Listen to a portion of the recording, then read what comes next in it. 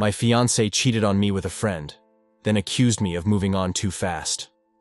Now she's trying to reach out, but I'm happily engaged to someone else. I'm 28 now. But back when I was 23, I got engaged to a woman I'd been dating for about 2 years. At the time, we were living in the same house, though on different floors, and were in the middle of planning our wedding. We had a stash of condoms for when things got intimate, and it was then that I found out she was cheating because one of them went missing. I confronted her about it, and she told me she gave it to her brother. Foolishly, I believed her. For the next few months, she'd often smile while looking at her phone, but when I'd get close, she'd quickly hide it. Whenever I asked who she was texting, she'd always say it was her sister, and that I needed to stop being nosy. She also began staying out late more frequently, and sometimes she didn't come home at all, telling me it was because her sister had some sort of emergency. After 3 months of feeling like something wasn't right and asking her about it, she eventually broke up with me. She said I was too controlling, that she still loved me, but I needed to work on myself. She even threw in that maybe, just maybe, if I got myself together, she'd consider giving me another chance a few years down the road. A week after the breakup, I got home from work to find a strange car parked in the driveway. I assumed it was her sister's, though I didn't know what her sister drove at the time. Then, 3 weeks later, I came home early. I worked night shifts, so it was around 1 a.m., and that same car was there again, dropping her off. Turns out it was an old buddy of mine from work. She was absolutely wasted that night. I gave him a piece of my mind and helped her inside. That night she finally came clean, admitting she'd been cheating on me for the last 3 months with that very friend who had just dropped her off. After that, I started hunting for a new place to live and tried my best to cut all communication with her. Honestly, I was shattered and just focused on moving forward. But finding an apartment in the middle of November wasn't easy. 6 months passed, and I eventually started dating again. I brought my new date home, thinking it'd be fine since we had separate spaces. She ended up staying the night, but we made sure to keep things quiet out of respect. Even so, the next day, after my date had left, my ex barged into my part of the house without warning, in tears. She started telling me how hurt she was and how she thought I had moved on way too fast. I had to dig deep and hold myself back from screaming at her in that moment.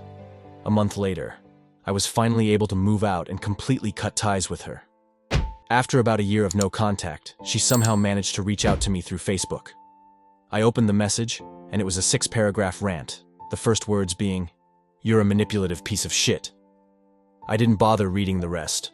I just pretended I hadn't seen it, blocked her, and kept moving forward with my life. Now, I'm happily engaged to the best friend I've ever had. When I look back at everything now, I can honestly understand why she cheated. At the time we met, I had just gotten out of the army, and I'd lost 4 of my brothers to suicide.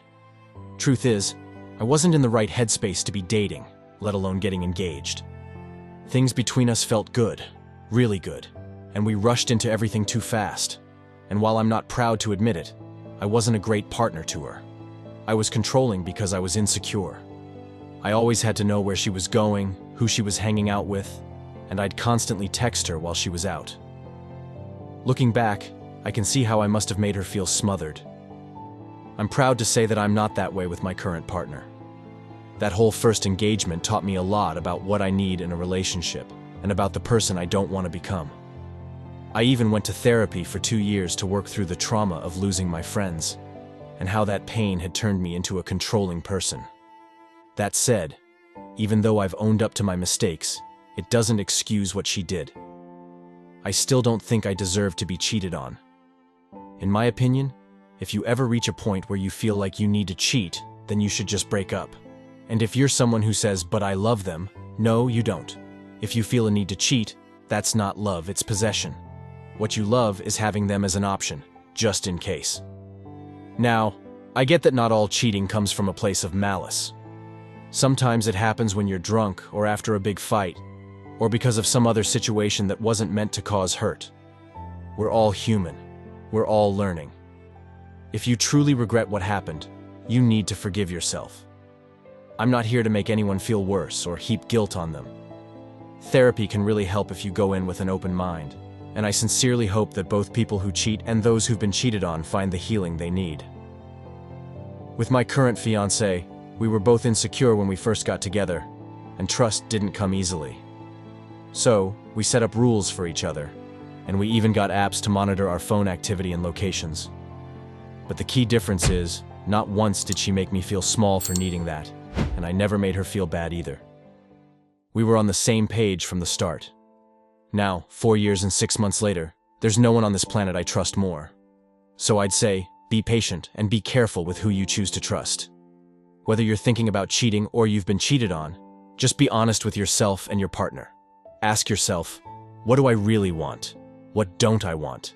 What are my non-negotiables? What needs of mine aren't being met?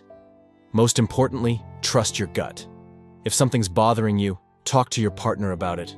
Don't go confiding in someone who might not have your relationship's best interest at heart.